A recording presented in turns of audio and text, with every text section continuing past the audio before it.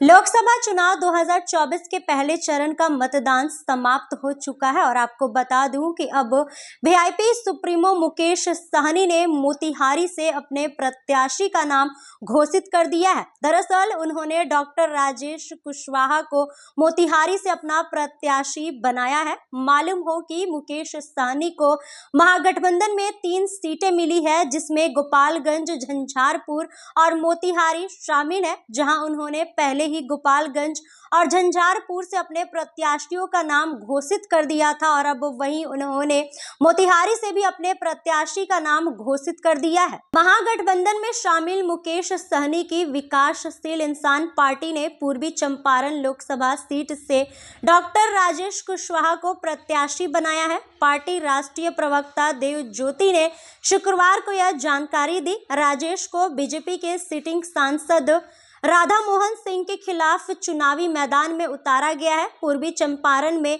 छठे चरण के तहत 25 मई को मतदान होगा। वहीं राजेश कुशवाहा को सिंबल दिए जाने को लेकर वीआईपी प्रवक्ता देव ज्योति ने बताया कि पार्टी के राष्ट्रीय अध्यक्ष संतोष सहनी के परामर्श के बाद प्रत्याशी की घोषणा की गई है। पार्टी के संस्थापक मुकेश सहनी ने भी इसकी सहमति दी है। उन्होंने बताया कि महागठबंधन में वीआईपी को 3 सीटें मिली है, झंझारपुर, गोपालगंज और मोतिहारी सीट मिली है। आगे उन्होंने कहा कि तीनों सीटों पर प्रत्याशियों की घोषणा कर दी गई है तथा जनसंपर्क अभियान शुरू कर दिया गया है।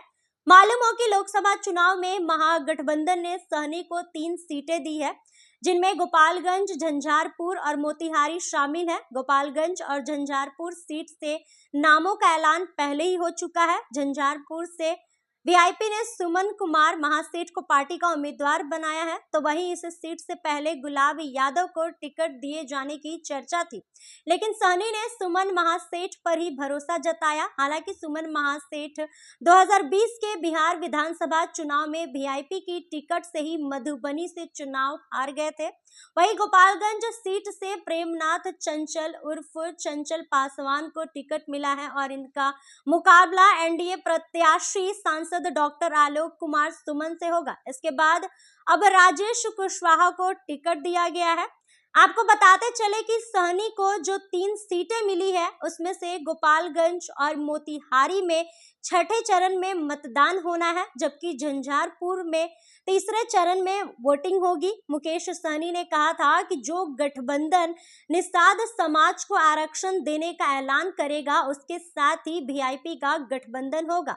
सहनी की बात बीजेपी से नहीं बनी और उसके बाद मुकेश सहनी ने अपनी शर्त के साथ महागठबंधन का दामन थाम लिया।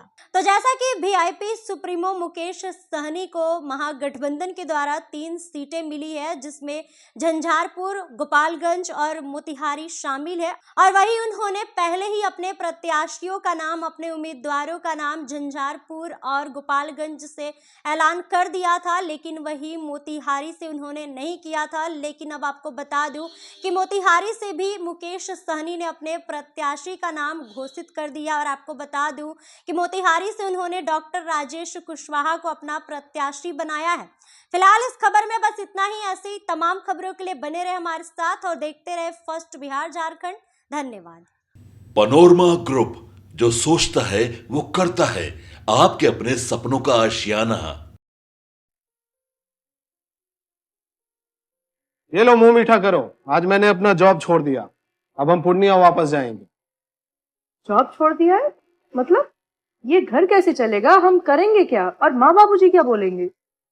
इसलिए मैं एक और मिठाई का डब्बा लाया। अपने बिजनेस के लिए लोन अप्रूव हो गया। अरे लोन अप्रूव हो गया वो तो ठीक है, लेकिन पूर्णिया में हम रहेंगे कहाँ? अपना घर भी तो नहीं है वहाँ। इसलिए तो एक और मिठाई का डब्बा अलग से लाया हूँ।